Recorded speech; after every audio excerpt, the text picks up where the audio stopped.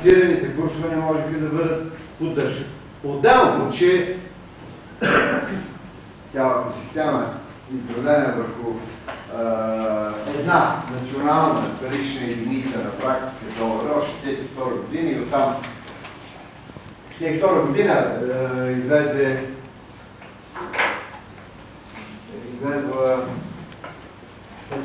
книги, но тогава е най-известната на един американски, чикагски апропо, такъв друг икономист, Робърт Трифин, но там дилемата на Трифин, който имайки пример още с британските видове от 50 години и казва това да се гради стабилна с неизменни курсове или фиксирани курсове система върху една национална парична единица е обречена система.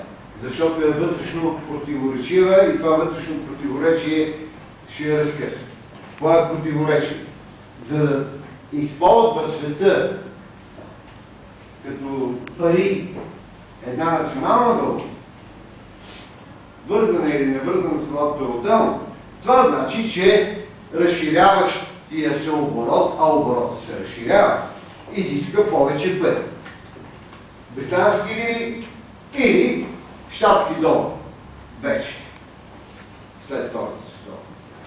Как светът може да получи повече от тази валута, която и да е тя? По един единствен начин.